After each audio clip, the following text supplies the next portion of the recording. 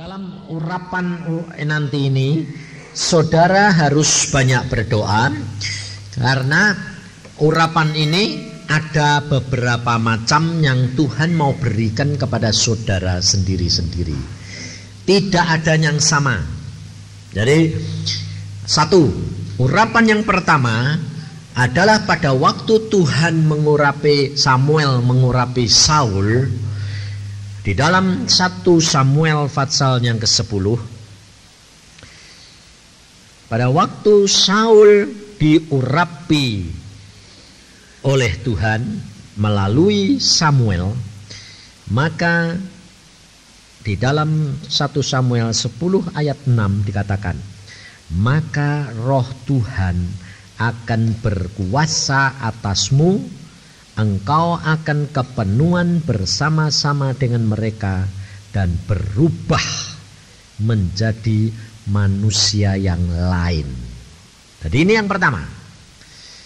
Jadi saudara kalau menerima urapan, saudara nanti dikuasai oleh roh Allah dan saudara akan berubah menjadi manusia yang lain. Tapi bukan berarti lalu saudara terus bisa langgeng terus. Contohnya Saul, perhatiin. Saul dapat urapan, tapi akhir hidup Saul malah terhilang. Karena dia cari setan. Karena apa? Tidak mau rendah hati. Jadi urapan tidak jaminan. Tetapi saudara dan saya diberikan roh Tuhan dan engkau akan diubahkan. Tapi kalau engkau tetap rendah hati dan memelihara sikap hati terhadap Tuhan, engkau akan menuju kepada kesempurnaan. Ini yang pertama. Yang kedua, pada waktu Tuhan mengurapi Daud di dalam 1 Samuel pasal yang ke-16,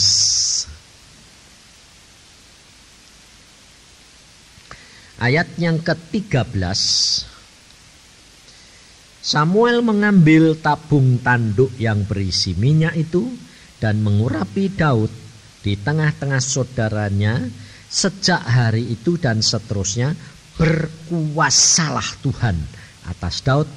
Jadi Tuhan yang mempunyai kuasa. Nah, saudara perhatikan antara Daud dan Saul.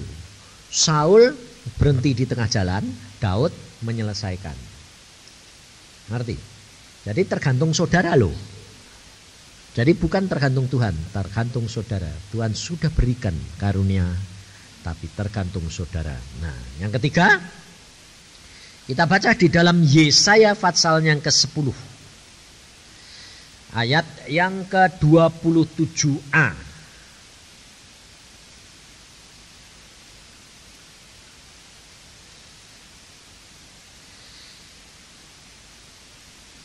Yesaya itu nanti Alkitab saudara ditambahi sedikit karena itu terjemahannya kurang. Pada waktu itu beban yang ditimpahkan mereka atas baumu akan terbuang dan kuk yang diletakkan mereka atas tengkukmu akan lenyap karena urapan. Nah, itu terjemahannya kurang. Yesaya 10 ayat 27a.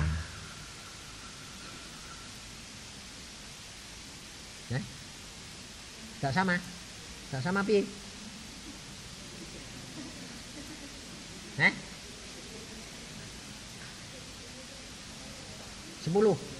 Yesaya 10 ayat 27a.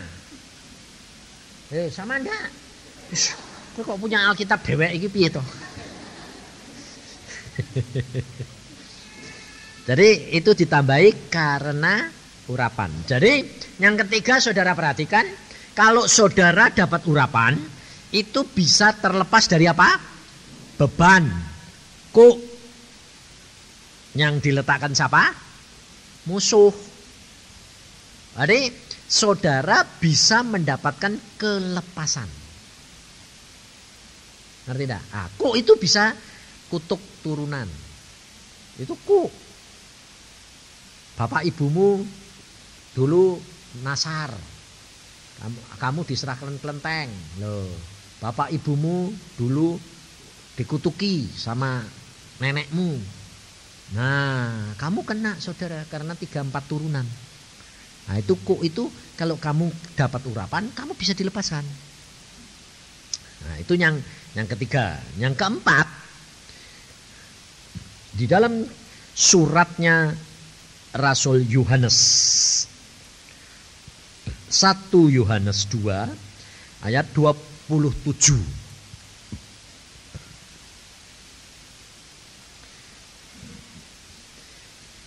1 Yohanes 2 ayat 27. Sebab di dalam diri kamu tetap ada pengurapan yang telah kamu terima daripadanya. Karena itu tidak perlu kamu diajar oleh orang lain, tetapi sebagaimana pengurapannya mengajar kamu tentang segala sesuatu. Dan pengajarannya itu benar, tidak dusta. Dan sebagaimana ia dahulu telah mengajar kamu, demikianlah hendaklah kamu tetap tinggal di dalam dia. Nah, saudara perhatikan, jadi pengurapan itu ada beberapa macam. Tinggal saudara sekarang ini nanti pujian, menyiapkan pujian itu, jadikan aku rumah doa. Nah, saudara harus berdoa. Nah, lalu nanti pada waktu saya mengurapi, itu saudara mendapatkannya, kamu minta sama Tuhan. Kalau seandainya kamu tidak tahu apa-apa karena belum peka, ya tidak apa-apa. Yang penting kan terima toh, pena. Aja bilang aku ora terima apa-apa. Loh, jangan gitu. Sebab Tuhan itu luar biasa. Seperti saya dulu sama istri saya. Pada waktu Tuhan berkata begini, kamu ini kok gak kepingin bahasa lidah toh? Loh, aku tuh karena aku orang GKI, aku tuh gak gampang ikut-ikutan gitu. Terus Tuhan bilang, kamu kok gak kepingin bahasa lidah? Aku bilang, buat apa? Wong bahasa lidah aku gak ngerti artinya. Engkau ngomong aku bahasa Indonesia, akan lumayan. Tuhan bilang, itu perlu. Hah, perlu? Buat apa? Menguatkan iman, roh nanti berdoa buat kamu kalau kamu tidak bisa berdoa. Oh ya mau. Dari sana doa puasa. Mbak istrimu masuk, ya masuk doa puasa. Nah, saya langsung dipaksa sama Tuhan karena saya orangnya itu keras. Jadi kalau tidak dipaksa tidak bisa, karena sombong. Tapi istri saya lembut. Saya dipaksa-paksa sampai adek. Aku bilang adek apa sih ini? Tak tengkingi dalam nama Yesus kok adek. Tapi terus akhirnya mulutnya adek koplok-koplok lah. Aku kan dokter gigi, takut rompol kabeh ini. Waduh. Rompol mati aku. Masih saking ketakutan tak ganjel loh. Nurut. Aku bilang ini nurut sebab dia dah nurut kan merotoli kabeh. Terus akhirnya bilang nurut. Terus keluar lidah, bahasa lidah. Tapi istri saya tidak terasa apa-apa. Hari itu dia bilang, Tuhan aku tidak terasa apa-apa. Tuhan bilang apa? Kamu sudah juga dapat. Percaya. Ya sudah. Besok pagi-pagi sembahyang jam 5. Saya berdoa bahasa lidah sedang ajar-ajar. Kemprotok kayak orang Jepang gitu. Istri saya nyanyi bagus kayak air terjun. Sejuk luar biasa. Genti aku yang meri. Aku bilang, Tuhan kowe kayak aku kok kemprotok kayak bahasa Jepang. Nyonya aku mbok kayak halus sih kayak gitu. Wah enak, aku ndongakno ndekne jadi iri. Tuhan bilang, kowe kasar, nyonyamu halus. Semua dikasih karunia sendiri-sendiri. Sebabnya aku dikasih karunia halus, aku ndak bisa negor kamu. Ndak apa-apa. Lah ya ndak bisa. Sebab aku wonge kasar blak-blakan masa bodoh ngono ya. Jadi Tuhan itu memberi menurut sifat dan perangainya. Jangan iri. Ngerti enggak? Nah, engkau nanti minta menerima. Nah, ya syukur-syukur tek 4-4 mbok trimo kabeh. Iya toh? Tapi aja serakah. Ya toh? Yang penting terima Tuhan apa gitu loh. Maunya Tuhan itu apa, terimalah. Nah, siapkan dirimu itu Kenapa Kak saya suruh duduk? Saya tidak mau ngalami berkali-kali, saya tidak mau. Tidak maunya apa? Biasanya itu selalu saya suruh baris, maju gitu, tumangi tangan. Aku tidak capek toh. Wong kowe sing mlaku kok. Aku kan ngadeg tok. Tapi nanti numpuk tumpang tindih. Pasti gedebuk itu tumpang tindih. Nyusunginya susah. Mana ada sing bunder-bunder. Lho nek sing tipis-tipis gampang dijunjung sing bunder. Sing ketibanan itu sing gepeng. Oh, saya ngalami di Semarang tumpuk indung sampai 3 susun. Aku muni mateng Tuhan iki. Itu padahal saya sudah manggil orang 12 loh. Salah satunya Indri. 12. Saya Tuhan bilang ambil orang 12, tumangin tangan. Urapi. Sudah tak suruh 12 loh. Soalnya pada waktu itu retreat orang 1000. 12 gitu aku dewek kan bodol. 12 urapi. Nah, setelah urapi, malah aku ngurapi Indri geblak dewek. Lho iki piye ta? Wong suruh ngurapi kok malah geblok dewek. Malah dia aja geblok lho piye ya. Terus sudah selesai terus dia ngurapi lah. Itu disuruh maju itu tumpuk undung piye. Lah bingung nah saudara. Sing gotongian susah. Makanya aku setelah itu aku bilang duduk saja di kursi, dikasih jarak. Jadi aku yang jalan. Hati dek geledak yo ndok di kursimu dhewek ngono ya toh. Wis ora usah tumbuk undung repot aku meno daripada geledak-geledak go apa tah aku meno. Wong Tuhan itu tertib dan maunya gitu. Temeh sing geledak wis ben geledak tapi kan semende atau lumayan lear-lear sablay. Jadi nanti kalau ada yang manifest, saudara ndak perlu lihat apa. Hati-hati. Tanggung jawab dewek-dewek. Nanti dek kue nonton lho mlebu nggonmu kue genten nanti. Jadi tidak usah ngurusi orang lain. Kamu terima sendiri. Apa yang Tuhan beri kamu terima. Nah, saudara perhatikan ini terutama anak-anak. Tuhan itu mulai tahun depan Tuhan mau pakai anak-anak. Anak-anak kecil yang 4-5 tahun sampai 10 sampai 12 15 tahun itu mau dipakai Tuhan. Tuhan bilang waktunya sudah sangat singkat. Tuhan mau pakai kanak-kanak. Sebab kalau orang dewasa dipakai terlalu banyak akan mikir. Dan Tuhan berkata anak-anak kecil itu nanti akan dipakai Tuhan untuk mempermalukan orang-orang tua. Kenapa? Sebab karaten. Jadi dek dikandani tidak nurut, engkau bakal dikandani mbak putu-putu nih. Jadi anak kecil mulai tahun depan Tuhan bilang, aku akan pakai anak-anak. Dan sekarang sudah mulai disiapkan. Jadi kalau anak-anak ada itu dapat urapan itu persiapan saudara. Siapa tahu muncul. Jadi orang tua di sini kalau nanti anakmu dipakai ngomong perhatikan. Karena Tuhan bisa pakai anakmu untuk ngajar kamu. Orang tua ndak usah sok. Bocah cilik negor wong tua. Nah, itu sudah waktunya.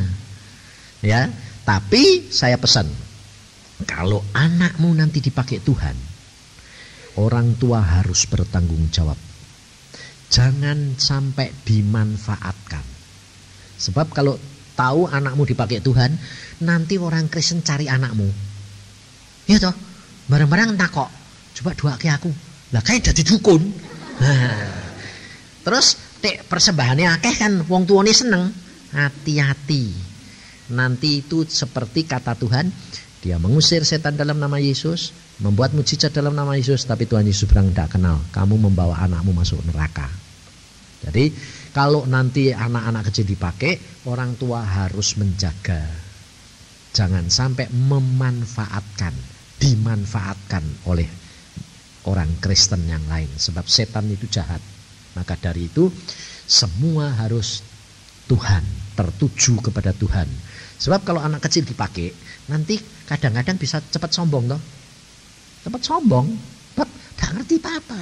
Makanya di Jerman itu ada anak umur 12 dipakai Tuhan, luar biasa. Umur 18 jadi peminum obat-obat terlarang. Matinya sengsara. banyak. Maka saudara harus hati-hati. Saya sudah pesan loh ya. Kalau nanti tahun depan anakmu dipilih Tuhan, jangan sembarangan. Hati-hati. Tertuju hanya untuk kemuliaan nama Tuhan. Nah, karena ini memang kadang-kadang ini, saya itu terus terang saudara, kalau Tuhan tidak suruh ngurapi, saya tidak mau ngurapi. Sebabnya apa? Resikonya besar. Sebab kalau saya tidak beres, saya ngurapi kamu, transfer. Kamu kalau ditumangi tangan itu hati-hati loh, transfer. Makanya saya bilang, jangan sembarangan minta ditumangi tangan. Biarpun hamba Tuhan urapan, tidak usah kalau tidak disuruh Tuhan. Di Surabaya ini, seorang ibu, ada urapan, dia bilang, wah saya juga kepingin. Padahal dia sudah diurapi. Sudah harus, Tuhan ini tidak nyuruh. Tapi karena ngotot, kepingin tambah urapan terus. Ditumangi tek, geledak, blek. Kena kursi del, punggungnya tidak bisa dibuat gerak. Langsung ngececeng terus. Tidak bangun 2 jam, pikirnya urapan. 2 jam tidak bangun saudara. Akhirnya pulang digotong. Berapa bulan kemudian ketemu saya, tetap masih tidak bisa jalan. Saya bilang, bertobat. Saya bilang, karena kamu tama. Minta urapan yang Tuhan tidak sediakan buat kamu. Oh ya Pak, saya salah. Saya doakan, minta ampun. Langsung cuma plek. Sembuh Pak. Nah iya, makanya itu bertobat. Jangan golek karunia-karunia. Tertuju hanya kepada Tuhan. Tuhan yang nanti memberikan ya.